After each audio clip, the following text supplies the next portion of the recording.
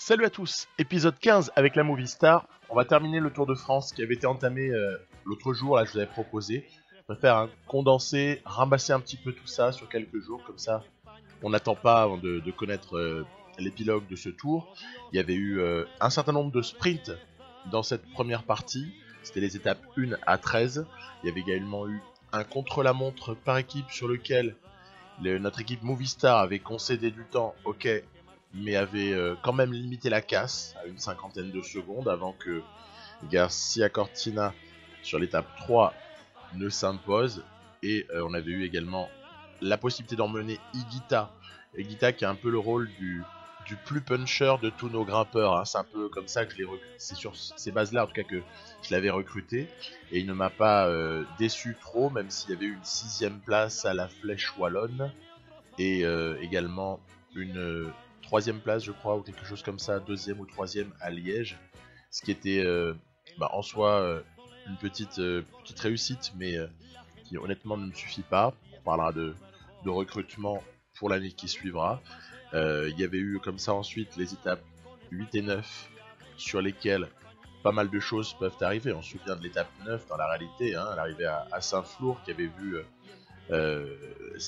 Leclerc prendre le maillot, mais bon là ça s'est passé de manière un petit peu plus conventionnelle. PCM, tiens, on était content de coiffer Iwan au poteau sur celle-là, même si ça va pas non plus marcher à chaque fois. Ici c'est Van Aert sur l'étape 11 qui s'impose. Et puis il y avait eu ce monument, hein, cette étape 12, elle est vraiment somptueuse.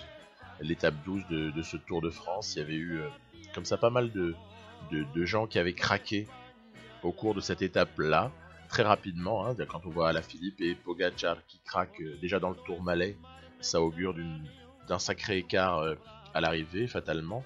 Egan Bernal était très fort, Thibaut Pinot pas mal du tout. L'infortuné Solaire avec son plus 1 paraissait être notre meilleure carte, car Higuita avait lâché dans le Tourmalet également. Alors je dis c'est rédhibitoire de lâcher dans le Tourmalet, en fait la preuve c'est que pas forcément, parce que après avoir essayé d'œuvrer avec Solaire pour boucher le trou avec Bernal, ce qu'on a réussi à faire, hein, Bernal était parti d'un petit peu trop tôt probablement, il va se passer un truc, c'est que Higuita, qui avait compté à un moment donné jusqu'à 2 minutes 30 environ de retard, je crois que c'était au sommet du Tourmalet, avait été ramené dans un groupe, enfin pas seulement, il avait aussi collaboré, ce qui fait qu'au final, il avait réussi à terminer avec les meilleurs, et donc on devait assister normalement à un craquage de notre Colombien et une prise du général par, on aurait pu voir qui, puis en final du coup c'est Higuita qui s'était retrouvé en jaune au soir de l'étape 12, après l'étape 13, la dernière que je vous avais proposée. On avait assisté finalement à un truc assez classique sur PCM, c'est que dès que vous avez quelqu'un qui est capable de grimper correctement, mais qui est ensuite capable de puncher, peut prendre ces étapes-là. Après, quelqu'un dans les commentaires me disait quelle bizarre gestion d'Alaphilippe. Je suis totalement d'accord, hein. Quelqu'un comme Alaphilippe a été très bizarrement géré par l'IA jusque-là. C'est presque décevant. Pour ma part, je voudrais aussi évoquer le cas de Solaire. Solaire qui se retrouve à 2,27 d'Higuita. C'est vrai que ça s'est fait de manière un petit peu insidieuse. Le seul endroit dans cet épisode 1, enfin dans cette partie 1, pardon, l'épisode 14, où Solaire aurait pu reprendre du temps par rapport à Higuita, c'était sur de la montagne pure, hein, donc pas à l'étape 13 ni à toutes celles qui avaient précédé, mais plutôt à l'étape 12. Voilà. Et à l'étape 12, il y avait eu un plus 1 de forme du jour, ce qui finalement expliquait pas mal de choses pour l'ami Solaire. Il aurait fallu que j'ai la grosse forme. Peut-être que ça va arriver là, hein, dans les étapes qui vont suivre, type 18, par exemple, avec l'arrivée au Galibier. La 19, avec l'arrivée à l'Alpe d'Huez, avec un passage de nouveau au Galibier, peut arriver, même le contre-la-montre, à la limite, je m'interdis rien, je m'interdis pas de penser qu'une différence peut être faite également sur ce CLM. Et puis on n'est pas encore sur les Champs-Élysées, mais il y aura quelque chose à regarder de ce côté-là. Allez, étape 14, voilà, je vous la promettais, Saint-Gaudin, plateau de Beille, et ça honnêtement c'est pas une petite étape non plus, elle est assez exceptionnelle. Alors, on démarre un petit peu calmement, on démarre en protégeant, hein, protégeant, vous voyez, je protège Solaire, je protège Higuita, et puis derrière, je mets une foule d'équipiers. J'ai tenté à ce moment-là de faire partir Valverde et Prieto à l'avant, en me disant qu'il y avait peut-être à en tirer bénéfice plus tard dans l'étape. C'est-à-dire que c'est toujours le principe, vous faites devancer les ascensions par certains de vos équipiers qui sinon s'avéreraient craquer hein, sous les coups de boutoir de Jumbo Visma et peut-être surtout Ineos dans la partie et sur ce Tour de France.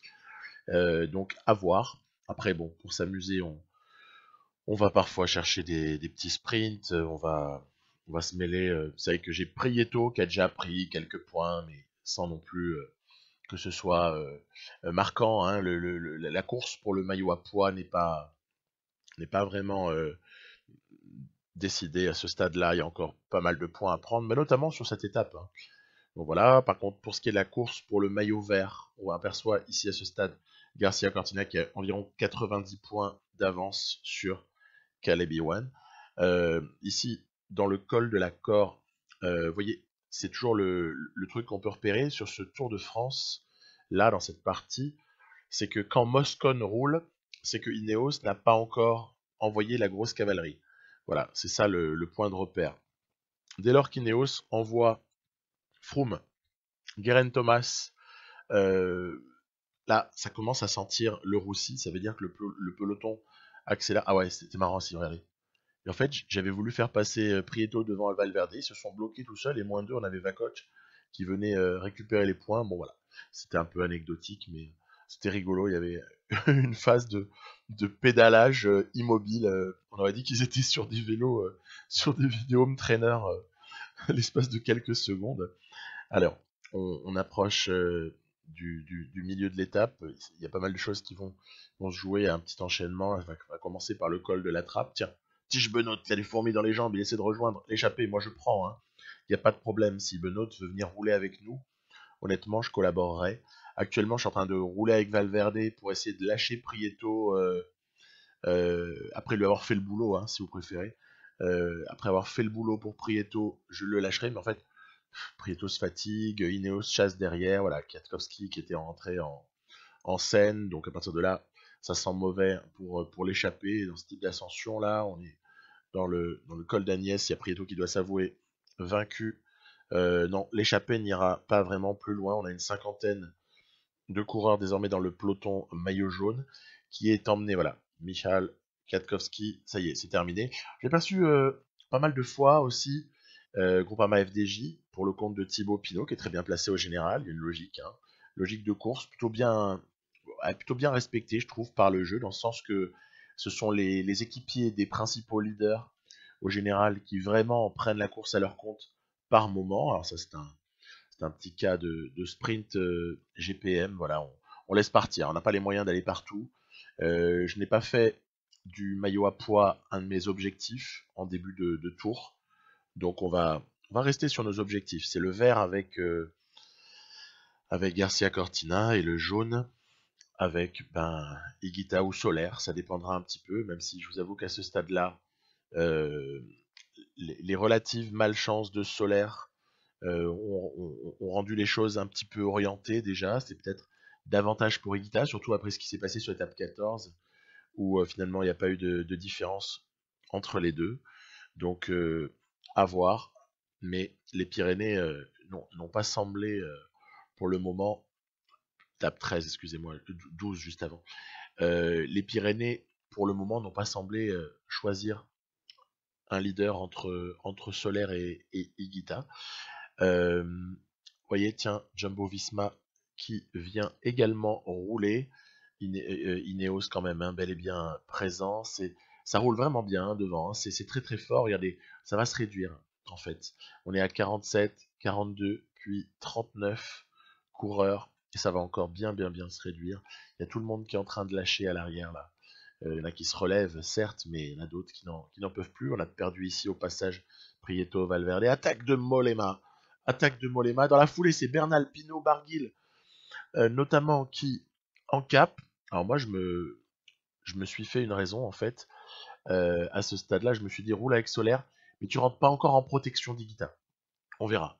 Parce qu'il y a peut-être encore un truc qui peut basculer si jamais Solaire a une opportunité, on va pas s'en priver. Donc j'ai pas fermé la porte à ce stade-là, malgré les 2 minutes 30 qui les séparent au général, même si je me doute bien que avoir du retard sur Bernal à ce stade n'augure rien de bon. Surtout que Bernal est devant, dans un groupe où en plus il y a une collaboration qui se fait. Et ça c'est très mauvais, parce qu'en fait si Bernal part tout seul, ça n'est pas la même chose que si Bernal part et qu'il peut être emmené, hein, je dirais, par, en l'occurrence, si Pinot.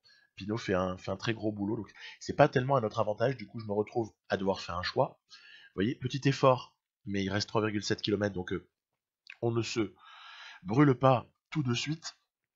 Solaire roule là clairement pour emmener Higuita, et je vais être obligé ensuite d'essayer de faire le jump pour réduire la distance avec Bernal et Pinot, puisque vous voyez, moi les mains à lâcher, c'était totalement prévisible.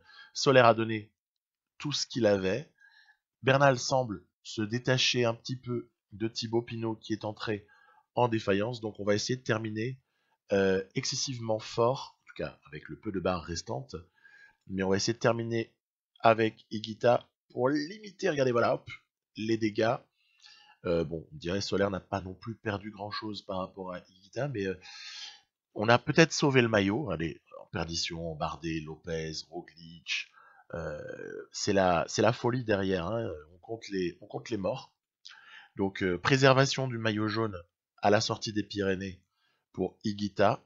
Et on va s'occuper maintenant, phase un peu plus calme. On va être en transition en direction des Alpes. Bilan de ces Pyrénées, c'est que quand même, Bernal avec son 84 en montagne, si on le prend à la régulière, et si quand il s'échappe, il n'est pas tout seul à rouler, bah là c'est imprenable. Là la sentence elle est irrévocable, on ne peut même pas discuter. En revanche, il va falloir surveiller à quel moment il part et de quelle façon est-ce qu'il faut s'adapter à cela, parce que sinon les mêmes causes risquent de produire systématiquement les mêmes effets. Hein, donc je cherche à me réinventer. C'est pas évident, parce que quand t'es moins fort, t'es moins fort. Bref, petit intermédiaire, histoire de se divertir, histoire de regarder l'écart qui est toujours aux environs, des 90 points pour IGC sur E1, donc ça va. Moi, tout va bien à ce stade-là. Je garde l'équivalent d'un intermédiaire plus une victoire sur le plat d'écart, un petit peu plus. Donc ça va, puisque 20 points plus 50, ça fait 70. Tant que je suis à plus de 70 points d'écart, normalement, on sécurise le truc. Et là, c'est l'arrivée à Montpellier. Regardez-moi ça. On va essayer de surgir. On va essayer de surgir, mais quelqu'un va le faire un petit peu mieux que tout le monde. Non, pas Christophe qui lève les bras, mais bel et bien Marc Sarrault qui vient chercher sa victoire. Elle était surprenante, celle-là. Elle était surprenante, et puis en plus, c'est assez joli. J'ai laissé le ralenti du coup comme ça ici, voilà, en ralentissant ici pour bien insister sur Sarrault qui s'impose, mais de très peu face à Alexander Christophe. C'était assez sympa ce sprint, même si on l'a pas pris, on est placé, c'est pas bien grave. Il y a déjà eu 3 victoires d'étape pour IGC, 4 pardon, donc on va pas non plus pleurnicher. Étape de transfert, là encore, on va arriver à Gap en cette étape 16.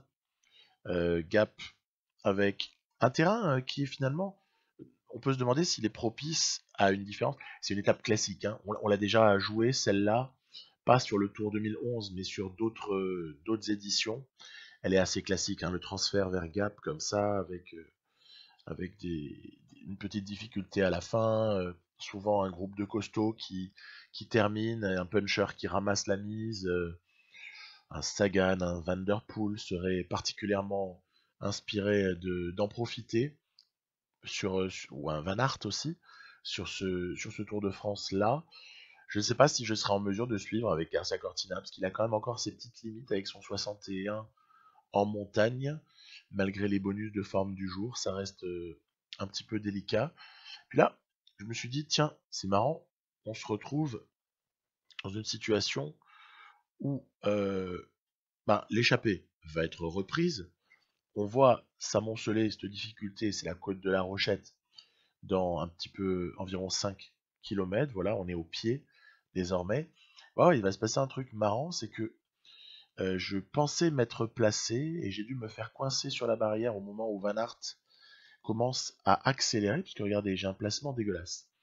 Placement absolument dégoûtant en ce début de côte de la Rochette. Alors ça va parce que elle dure peut-être suffisamment longtemps pour qu'on puisse ambitionner de revenir comme on est en train de le faire là.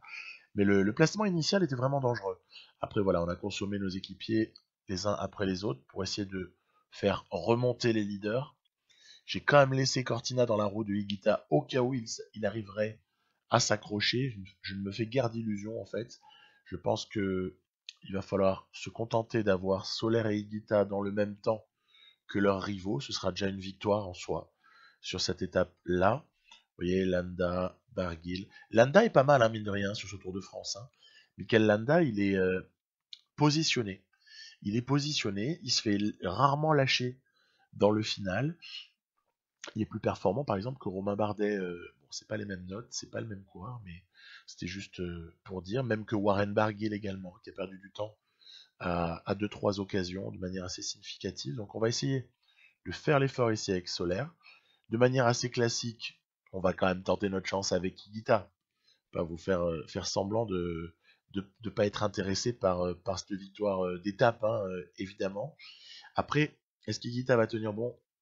Ça va être un peu difficile, je l'avoue, puisque regardez, Sagan va venir prendre la deuxième place derrière Mathieu Van Der Poel, et Higuita va venir racler une petite bonification de 4 secondes. C'est toujours ça de prix dans l'optique de la lutte pour le jaune. Donc voilà, Higuita en mode puncher qui passe les montagnes. C'est un petit peu ça le projet. Pour l'instant, on est dans les clous. Et il y a 38 secondes sur Bernal, 1 minute 08 sur Pinot, 2 minutes 15 sur Landa. C'est pas génial, mais on va devoir s'en contenter. Un petit tour du côté des dossiers. Ah, je me suis amusé à rajouter un coureur là que j'aime bien, mais que je prendrai pas. Que je prendrai pas. C'est évidemment Matej Mohoric, parce qu'en fait, ça me fait délirer de voir cette note de descente là, et j'adorerais avoir un coureur avec ces notes-là dans mon équipe. C'est pas le cas. Non, je pense qu'on va se concentrer vraiment, comme je l'avais dit, sur Oliveira et sur Marc Hirschi. Hein, voilà. Donc ça, ce sera dans l'épisode prochain, le 16, là, que je vous parlerai de recrutement, après avoir joué la Classica San-Sébastien. Et on se retrouve ici sur Gap Pinerolo, étape 17. Là aussi, quelque part, c'est la fin du transfert. Transfert vers les Alpes, hein, tout simplement, le bas des Alpes, puisqu'à Pinerolo, on entamera l'étape suivante. Alors j'ai fait partir Cortina dans l'échappée, un peu à la Peter Sagan. Hein. Certains auront déjà reconnu la manière de courir depuis le début. C'est-à-dire, on essaye de faire du Peter Sagan de la grande époque, l'époque où Sagan pouvait gagner les sprints, et puis l'époque où il se mettait assez fréquemment dans des échappées comme ceci sur le tour pour consolider son maillot vert. Vous voyez, 454 points à ce stade-là pour Garcia Cortina. C'est pas mal parce que il restera peu d'occasions pour lui pour marquer des points, mais il restera quand même les Champs-Élysées. Donc on peut éventuellement encore avoir un petit objectif secret, c'est les 500 points. 500 points au maillot vert, je ne l'ai pas fait souvent. C'est pour ça qu'en fait, je m'étais dit, tiens, ce serait sympa d'atteindre les 500. On verra si ce truc-là est réalisable ou pas, en fonction aussi un petit peu de la chance qu'on aura par rapport aux formes du jour. Vous voyez que par exemple, sur cette étape-là, on est encore une fois, Higuita, c'est marrant parce que ça a été un peu comme ça tout du long. Higuita n'est qu'à plus 2, mais en fait, on s'en fiche. Le plus 2 d'Higuita n'a aucun impact. Il serait même à 1 ou à 0, que ça ne changerait rien par rapport à cette étape-là. En revanche, Solaire hérite d'un plus 4, dont il aurait eu bien besoin à un autre moment. Donc il y a une part d'aléatoire qui est finalement hyper importante sur la course, puisque c'est ça qui va décider de nombreuses choses. Vous avez vu, je fais l'effort ici dans ces strières. Je fais l'effort avec Prieto. Bon, après, Prieto n'en peut plus. Je laisse un petit peu les fauves s'expliquer entre eux. Là, c'est les punchers qui sortent. À l'avant, on avait aperçu notamment Pogacar. Je parle de puncher parce que Pogacar, dans cette partie, c'est un puncher. Hein. Et évidemment, il s'est grimpé. Certes, il n'est pas dégueulasse en contre-la-montre, mais il n'a que 79 en montagne par rapport à 84 en vallon. Hein. c'est un, c'est un concurrent direct de Julien Alaphilippe dans cette carrière. Hein. D'ailleurs, il avait gagné la Flèche Wallonne cette année 2021 là dans la partie. Donc attention, mais c'est pour ça aussi peut-être qu'il a pris un peu cher au général, il lui a manqué un peu de notes de montagne, je pense. Donc Prieto qui en protège Solaire en train d'emmener. Ah ça, je fais ça pour contrôler en fait. Hein. Je fais ça pour contrôler parce que je me fiche de pas gagner cette étape, pas de problème.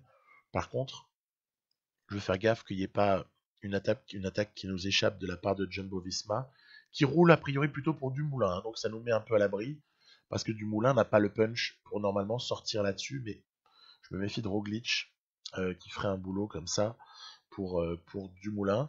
Puis je me décide après à tenter ma chance, je me dis au final, allez, qu'est-ce qui t'empêche d'aller essayer de racler la bonif? Sait-on jamais. Donc, on est dans la descente ici en direction de Pinerolo. Solaire est sorti avec Higuita. Mais le problème, c'est que Pogacar, il relaye pas. Vous allez me dire, ouais, mais il est seul, il y a 2 Movistar, c'est pas à lui de rouler. Ouais, c'est vrai, je suis d'accord. Je suis d'accord, il y a une certaine logique, mais c'est quand même dommage, parce que s'il avait joué le coup à fond, à la limite, il nous fait gagner du temps, moi je lui laisse l'étape. Hein. Ça, c'est toujours le vieux fantasme, je vous avais déjà parlé de ça dans un Paris-Nice, et Guita va aller la prendre, hein, bien sûr. Bonification oblige.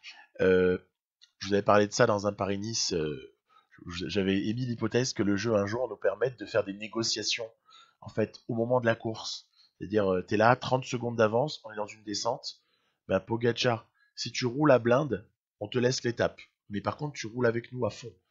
Et comme ça, on gagne du temps et toi, tu prends l'étape. Mais c'est dommage, voilà, il n'y a pas cette dimension-là, des dimensions de négociation.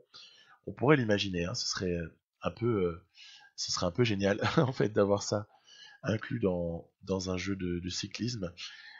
Voilà, on est maintenant à l'aube d'un moment de vérité, puisque l'étape de ce jour, l'étape 18, se terminera au sommet du Galibier. Alors, ça veut dire qu'on est sur des zones qu'on connaît particulièrement bien, parce que je vous les ai souvent présentées en vidéo. Cette étape-là, elle nous rappellerait un petit peu l'étape de l'an dernier, vous savez, celle qui passe par Vars et qui se termine aussi au sommet du Galibier. Voilà. Donc elle me le rappelle. Bon, sauf qu'elle démarre par le col Agnel, c'est pas le même début, hein, parce que honnêtement Vars et Agnel ça a un peu rien à voir. Agnel c'est vraiment du très très très très solide. C'est très difficile. D'ailleurs le peloton ne s'y trompe pas, il laisse le champ libre à l'échappée. Voilà.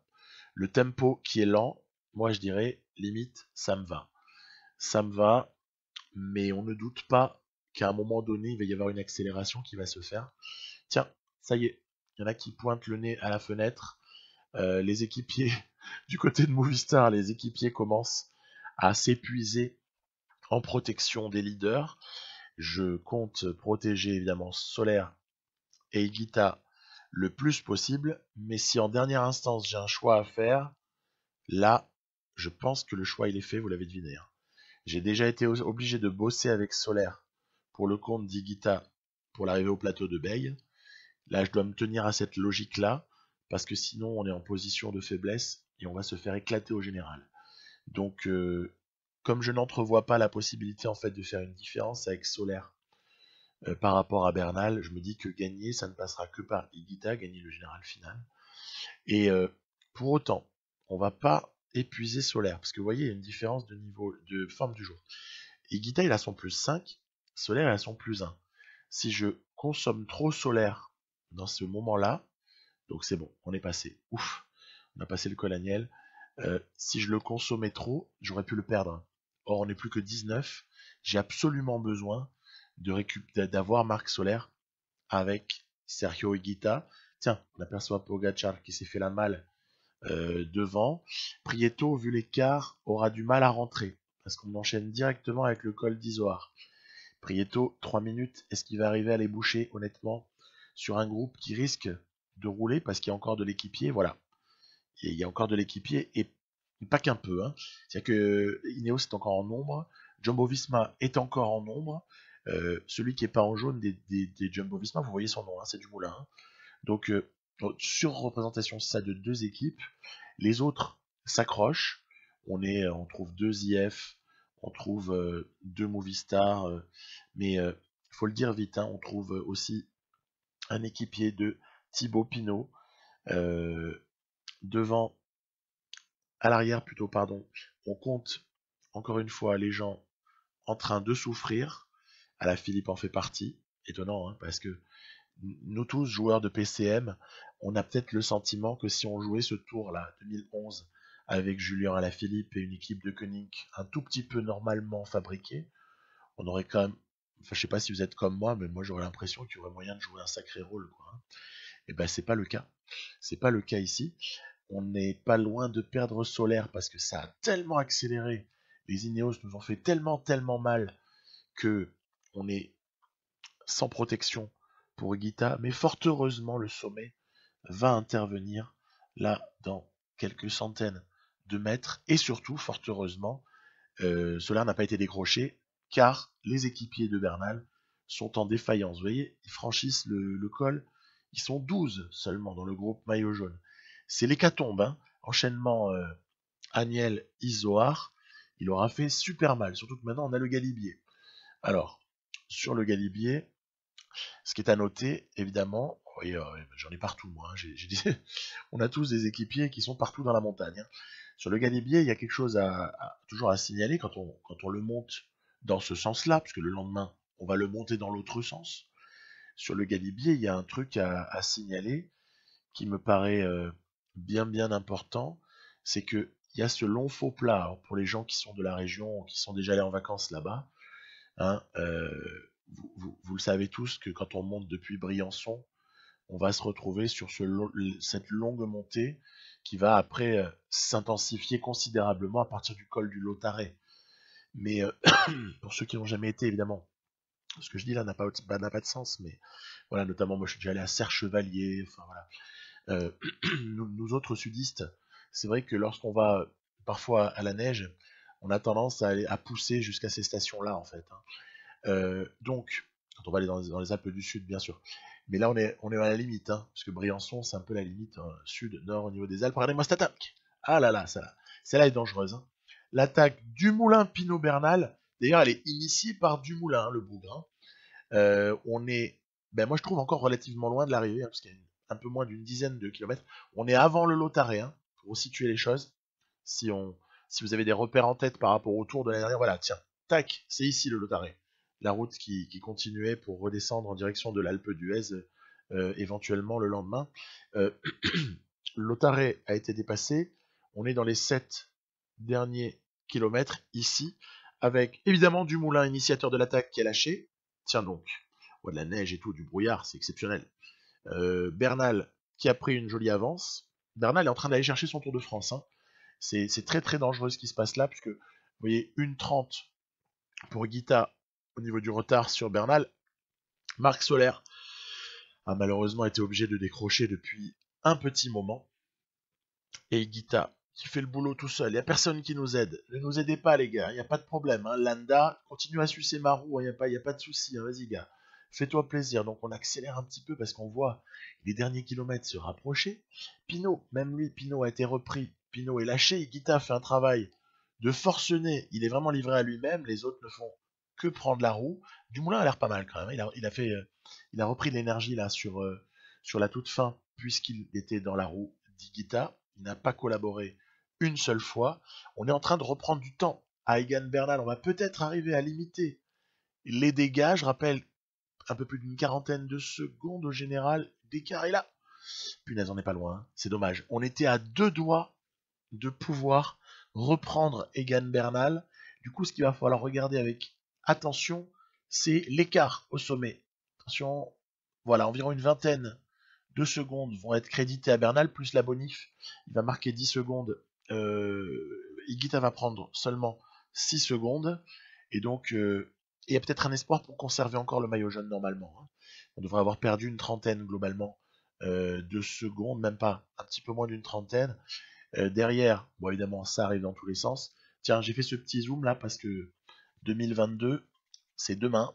et Garcia Cortina et Van Aert, qui sait, seront peut-être les protagonistes de Roubaix. En tout cas, c'est mon vœu le plus cher, puisque vous vous doutez bien que pour la saison qui suivra, j'aurai des arrière-pensées de ce côté-là. On a conservé le maillot sur les épaules d'Higuita pour 22 petites secondes. Bon, par contre, derrière, c'est fini. 2 minutes, Pinot, à la limite, il peut encore rêver. Mais le reste, c'est suffisamment loin pour que la lutte se résume à 2-3 hommes maxi, en supposant une énorme montée de Thibaut Pinot éventuellement, sait-on jamais. Allez, ben. Mais Bernal versus Higuita, voilà ce qui nous attend à ce moment-là, pour une étape qui devrait, là encore, être décisive. Ouais, ouvrez bien les yeux et écoutez bien, parce que c'est vraiment ici que ça va se faire. C'est assez énorme. Le Tour de France, ce sera probablement joué sur cette étape 19. J'annonce. Voilà, vous voyez déjà que ça roule assez rapidement. On est dans le télégraphe, hein, donc juste avant le Galibier. Télégraphe. Donc c'est une longue montée. On n'est pas sur des petits pourcentages. Hein. Col du Télégraphe, c'est environ 7% de moyenne. Bon, avec une fin qui est un petit peu plus difficile que ne l'est le premier tiers, on va dire. Il ne va pas tarder à y avoir une réduction du groupe maillot jaune, et ce pour une très bonne raison, c'est que Ineos s'est quand même mis à rouler. Ineos prépare le terrain d'une attaque de Bernal. La seule question à ce stade, c'est pas est-ce qu'il va attaquer, c'est à quel moment il va nous attaquer. Et donc, vigilance, protège Solaire, protège Higuita. Regardez, il y a déjà plein de monde qui ont plus d'énergie. On dirait c'est des rouleurs, c'est des costauds, mais c'est pas des montagnards. Ben ouais, c'est vrai, c'est vrai. Mais on perd pas espoir. On a encore un peu d'énergie. Oliveira, Valverde. On a Prieto qui pourra peut-être aider Higuita avant que Solaire ne doive se taper le boulot. On va voir un petit peu quelle est la stratégie sur cette étape-là. Est-ce que ce sera une élimination peu à peu? Vous voyez, il n'y a plus que 39 coureurs dans ce groupe maillot jaune, avec presque une dizaine qui est en train de lâcher progressivement. Après, il y a une petite temporisation ici. Les équipiers doivent commencer à souffrir et ça repart. Ça repart. Jumbo-Visma qui en remet quand c'est pas Ineos, ce qui fait que ça va se réduire encore. On est en 36 là, mais il y a bientôt des mecs qui vont lâcher. Voilà, 28 quelques secondes plus tard. Il reste encore 9 km d'ascension. 9 km d'ascension. C'est terrible. Honnêtement, c'est terrible. Ce Galibier version 2. Et puis... Que Egan Bernal serait sur le point d'attaquer. C'est le cas. Thierry, attaque du Colombien. C'est impressionnant Bernal aussi. Hein. Ça va vite, là. Ça va très très vite. Ouais, ça va trop vite. Ça va trop vite pour nous. Du coup, on est obligé de... On a perdu Prieto. On est obligé de protéger Higuita avec Solaire, qui n'a presque plus rien pour protéger Higuita. Il reste un peu de barre encore, mais il y a 5,5 km. Je ne peux absolument pas me permettre de rouler à ce moment-là. C'est même pas un choix. C'est qu'on est obligé de laisser Egan Bernal s'envoler vers cette victoire. Probable, hein. Là, il y a vraiment pas grand-chose à faire. Donc, voir un peu comment les choses vont évoluer. Il n'y a plus que 11 éléments dans ce groupe. C'est Kruijswijk. Heureusement que Jumbo-Visma est là, hein, parce que sinon, on est mort. Hein. Déjà, vous avez vu, il y a aussi un indice. C'est que Solaire a beau ne plus avoir d'énergie, il n'a non seulement pas été largué dans un premier temps, mais en plus il récupère de la barre un peu. Donc ça prouve bien que ça roule plus. Hein. Mais l'écart grandit un peu, tout en se stabilisant entre 1 minute 10, 1 minute 20, 1 minute 30 environ. Là, il y a Bernal qui est en train d'appuyer un peu, ça dépasse la minute 30. Certains roulent, mais j'ai pas voulu sacrifier Higuita parce que il va y avoir certes une longue distance. L'étape, elle n'est pas finie à ce stade-là. Hein. On a 1 minute 30 pour Bernal, mais n'oublions pas un détail. Bernal est seul. Bernal est seul. Bernal va descendre seul. Quelle va être la récupération de barre d'Egan Bernal dans cette descente, cette très très longue descente du Galibier en direction de l'Alpe d'Huez? Ben ça, on va voir. Ça, voilà, c'est tout l'enjeu. Bernal se fatigue. En tout cas, il récupère moins vite. Et pendant ce temps-là, nous on fait de la patinette, hein. On est tranquille, hein. Est-ce que vous croyez que j'ai besoin de rouler une seule seconde dans cette descente? Pas du tout. Il y a des gens qui ont intérêt à rouler. Jumbo-Visma roule pour Dumoulin. Pinot et Bardet peut-être s'y mettront un petit peu plus tard. Lopez a réussi à accrocher le bon wagon. On a des Ineos qui évidemment eux par contre restent en retrait. Ils ne roulent pas. C'est Quintana et Thomas, je crois. Quelque chose comme ça. Quintana, c'est sûr. Et on va se retrouver ici, voilà, fin de descente. On a même un petit coup de pouce de Romain Bardet. Romain Bardet, très bon descendeur, hein, dans cette partie par exemple. Thibaut Pinot devrait s'y coller également. Bref, tout le monde a intérêt à rouler. Nous avons trouvé ce que les commentateurs appellent pudiquement des alliés de circonstance. Et on peut remercier au passage ces alliés-là, parce que Bernal n'est pas très très loin de se faire reprendre sous l'impulsion comme ça du travail conjugué de Jumbo-Visma, Bardet et Thibaut Pinot. Donc excellent tout ça. Bernal arrive, regardez-moi ça, la petite cinématique. Est-ce qu'elle fait pas rêver celle-là? Petite cinématique de Bernal. Vous avez compris ce que j'ai compris ou pas? Donc, on s'apprête à attaquer l'Alpe d'Huez. Qu'est-ce qu'on va faire? Il y a de forts pourcentages dès le début de l'Alpe d'Huez. Hein. Vous voyez la zone en rouge là? Il y a de très forts pourcentages. Qu'est-ce qu'on va s'apprêter à faire? Bien évidemment. Mais écoutez, on va essayer de voir s'il en reste un peu à Bernal. Et le cas échéant, qui est-ce qui a encore des forces? Donc, c'est parti, Solaire au boulot. Solaire est dans la mission la plus importante de son année, hein, quasiment là, hein, parce que il y a peut-être quelque chose qui peut se passer. On va voir ça tout de suite. Roglic qui est lâché, c'est très difficile, hein. L'effort de Solaire est très très violent, et avec toute sa barre, il est capable de le conserver en plus pendant un bon moment avant que Higuita s'occupe du travail. Et Bernal qui a craqué, ça y est. Ça y est, Egan Bernal qui n'est plus dans la roue de Thibaut Pinot. Bernal attendu par ses équipiers, Quintana, Thomas, qui l'attendent, et Dumoulin Bardet qui en profite pour planter une banderille à 9 km du sommet. Dumoulin a l'air très très fort, cette fin de Tour de France, il faut se le dire. Solaire continue son œuvre. Moi, tant que on fait une différence sur Egan Bernal, à la limite, si on va pas chercher l'étape, je n'ai rien à faire. Strictement rien à faire. Bardet a du mal à s'accrocher à Dumoulin. Solaire va aller rouler, mais sur un effort mesuré maintenant que Bernal est lâché. Sur un effort relativement mesuré pour durer le plus longtemps possible, pour s'éviter une toute fin d'ascension trop délicate. À ce stade-là, Bardet a toujours du mal à revenir sur Dumoulin. Pinot, Lopez, Landa se laissent totalement porter par le travail de la Movistar. Vous me direz, Pinot et Bardet, ils ont déjà bossé avant. Lopez, il a jamais travaillé, et Higuita non plus. Alors on va secouer le cocotier. On va essayer de revenir un petit peu sur Tom Dumoulin ici. Voilà, allez, il n'y a que Lopez qui a réussi à s'accrocher sur cette accélération ici de Higuita, à qui il reste un peu de barre rouge que je réserve pour l'arrivée. Enfin, elle est un peu lointaine, hein, l'arrivée. Donc, il y a une arrivée à se disputer au sommet de l'Alpe d'Huez, donc une victoire de prestige. Au niveau du général, ça fleure bon, honnêtement, hein, parce que Bernal, vous ne l'apercevez pas dans les poursuivants immédiats, donc ça sent pas mauvais du tout. Et puis il y aura cette accélération quand même finale de Dumoulin qui magnifiquement va aller chercher l'étape. Higuita devant se contenter, comme la veille, d'une deuxième place au sommet.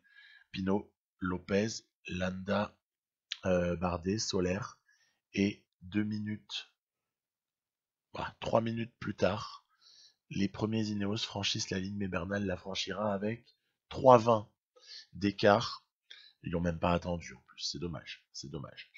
Donc, ceci appelle beaucoup de commentaires. Hein. Moi, je vous avoue que j'ai été surpris par une forme de suicide quelque part de l'IA, à la circonstance, puisque être allé comme ça, rouler un petit peu trop tôt, c'est un peu un péché d'orgueil, hein, de la part du jeu, hein, de la part de Bernal en l'occurrence. Et du coup, il y a beaucoup moins de pression sur le contre-la-montre de Grenoble le lendemain. Alors c'est un contre-la-montre qui est très intéressant, il fait plus d'une 40aine de kilomètres. Est-ce qu'il y a tout ce temps-là à perdre sur Thibaut Pinot ou sur Egan Bernal? Permettez-moi d'en douter, je ne vais pas faire grand mystère sur l'issue de ce Tour de France. En revanche, cette étape se joue avec sérieux, il ne faut pas la galvauder. Et je teste, pour commencer, sur mes équipiers, quelques efforts différents, quelques répartitions d'efforts qui ne sont pas les mêmes, mais évidemment tout en gardant en tête que le temps qui sera réalisé par les uns ou par les autres, il est très très très dépendant de leurs notes. Vous voyez ici par exemple Oliveira, qui n'était pas en bonne forme, qui n'a pas fait un super CLM, mais est quand même déjà bien classé. Ben oui, parce que Oliveira à la base est un très bon spécialiste de ce type d'effort.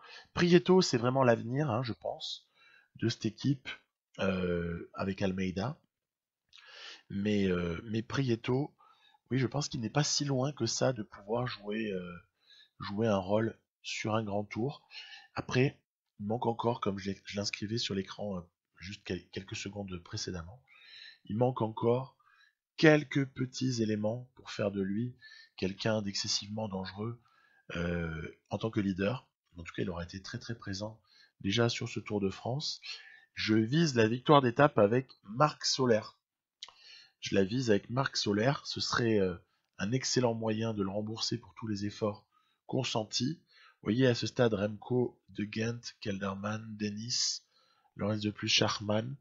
Prieto a fait un bon temps, hein, mais insuffisant par rapport à tous ces gens-là. J'essaye d'assurer en fait. Higuita, j'assure. Soler, je prends un petit peu plus de risques parce qu'on n'a pas grand-chose à perdre. Quelle prise de risque? Tout simplement, c'est de renforcer un petit peu l'effort dans les secteurs à fort pourcentage où on peut faire une différence. Et sinon, évidemment, se contenter des descentes pour récupérer. Je vous avoue, ce CLM, moi, je ne le maîtrise pas. Il aurait fallu le jouer plusieurs fois. Il aurait fallu jouer plusieurs fois ce contre-la-montre pour en maîtriser les subtilités. Moi, je ne le maîtrise pas. Je me suis donc attaché à profiter déjà d'une part, parce que c'est pas souvent qu'on a comme ça un CLM en toute quiétude, avec un résultat final probablement déjà acquis, et où on est que sur du positif. En gros, il peut que nous arriver une bonne surprise, mais avec Higuita, j'ai quand même limité les dégâts surtout. Hein. Je me suis dit, surtout, tu arrives avec de la barre jaune, et on ne se prend pas la tête. C'est avec Solaire que j'ai davantage tenté, mais ça n'a pas trop marché. Parce que Solaire, pourtant doté de belles notes, peut-être moins belles que celles de Geraint Thomas dans l'absolu, ok. Ou de Chris Froome d'ailleurs aussi à ce stade de la partie. Ou de Primoz Roglic, bien évidemment. Mais quand même, je le pensais en capacité de faire une belle perf, et ce sera pas autant le cas que ce qu'on aurait pu imaginer. Voilà. On termine ici avec Higuita. Les intermédiaires sont pas fameux, hein. Ils sont pas fameux. Solaire, voilà, va ici en terminer. D'ailleurs, j'ai un tout petit peu mal géré la fin. Barre jaune absente. Vous voyez, j'y suis allé trop fort en fait. Et il va terminer, bon, après à 1 minute de Thomas, donc je pense pas que ce soit ça qui ait coûté la victoire d'étape. Mais du coup, ça m'incite à une relative prudence avec Higuita. Je vais ralentir un petit peu la barre d'effort. On a l'ami du Moulin qui va battre Geraint Thomas à peu de choses pour aller comme ça chercher cette victoire d'étape. Et écoutez, on va en terminer. Bernal fait un très bon contre-la-montre, puisque ses intermédiaires sont excellents. Il va peut-être buter un tout petit peu sur la fin et termine 3ème. Mieux que Roglic, hein, Bernal là-dessus. Hein. Ce qui est quand même à noter. Hein. Mieux que Roglic, c'est déjà balèze. Pinot fait aussi un très bon contre-la-montre, puisqu'il n'est pas très loin de Primoz Roglic. Donc le jour où Pinot nous fera des contre-la-montre à la hauteur de ceux de Roglic, chapeau bas. Et on termine presque dans la douleur, mais avec seulement 2 minutes de débours sur Tom Dumoulin. C'est bon, il n'y a pas de problème, on va garder l'avance suffisante pour que Higuita s'adjuge ce Tour de France, manière dont on pourra discuter, parce qu'il n'est pas dit que je fasse pas une vidéo spéciale Grand Tour, et spéciale difficultés rencontrées par PCM 2020 sur les Grands Tours. Bon, c'est pas l'objet de celle-là, je commenterai, je développerai. Vous avez déjà vu la longueur, on est déjà à 45 minutes, j'ai encore les Champs-Élysées à faire, plus un mini bilan. Mais je pense que sincèrement, il y a beaucoup à dire. Quand on met bout à bout la Vuelta de l'année précédente avec cette équipe Movistar, quand on met aussi le Giro et la manière dont au final il a été obtenu, je ne sais pas si vous en souvenez, et puis la façon même dont Bernal a quand même craqué sur ce Tour de France, alors que normalement la victoire lui tendait les bras, il y a pas mal à redire tout de même. Bon, c'est pas l'objet encore une fois, j'arrête là, parlons de cette étape-là, étape 21, sur laquelle on arrive comme d'habitude sur les Champs-Élysées, jolie échappée avec Van Avermaet, Remco et Stybar. Ça fait plaisir de retrouver ces trois-là dans une échappée, même si on se doute bien qu'elle n'ira pas au bout. Et nous, pardon, on va essayer d'aller chercher cette victoire d'étape avec un Garcia Cortina à -2. Donc pas mal comme petit défi. On va mettre notre train en place, on va rouler, voilà, ici, tac, on est passé en haut. On est à l'Arc de Triomphe, on est maintenant au bas des Champs-Élysées, voilà, hop. On va bientôt basculer à gauche au niveau du Louvre, entre le Louvre et Tuileries, en tout cas. Et puis on fait rouler un peu plus de monde parce que je pars d'un petit peu plus loin que d'habitude. Et surtout que l'effort est assez violent, vous voyez. Voilà, on a demandé même à Prieto de s'y coller cette fois-ci. Oliveira est sollicité, mais Oliveira a bientôt terminé. C'est Pöstelberger qui va devoir ensuite assumer la suite du travail avant que Dillier puis Valverde ne lancent la bête. Voilà un petit peu l'objectif. La concurrence, on la connaît. UAE avec Christophe et Gaviria, notamment, et Caleb Ewan pour la Lotto Soudal, entre autres. Et c'est parti. Voilà, je vais pas en faire des tonnes. Hein. Valverde, voilà, on est battu. Il n'y a pas grand chose à dire. On est tellement battu que Ewan va lever les mains. Oh bah tiens, ah bah non, finalement, on n'est pas battu du tout, puisque l'ami Garcia Cortina s'est permis le luxe d'aller avec son maillot vert franchir la barre des 500 points sur la victoire au nez à la barbe de Caleb Ewan. Je vous avoue que celle-là, elle m'a peut-être fait autant plaisir que la victoire finale sur ce Tour de France, tellement je la trouve sensationnelle. Voilà, sensationnelle de taper Ewan de cette façon-là, en surgissant comme ça au dernier moment. En tout cas, voilà, sensationnelle, ça m'a procuré du plaisir, c'est ça que je veux dire par là. Je dis pas qu'elle est sensationnelle au sens où elle est exceptionnelle ni rien, hein. C'est pas mon propos, mais par contre elle fait rudement plaisir. Donc ce tour s'achève sur un certain nombre de satisfactions. On aura fait le boulot et puis on va pouvoir ensuite débriefer. Mais en tout cas, je garderai un grand souvenir de ce Tour de France qui honnêtement aura apporté pas mal. Je vous dis à plus pour d'autres vidéos. Portez-vous bien. Bye bye.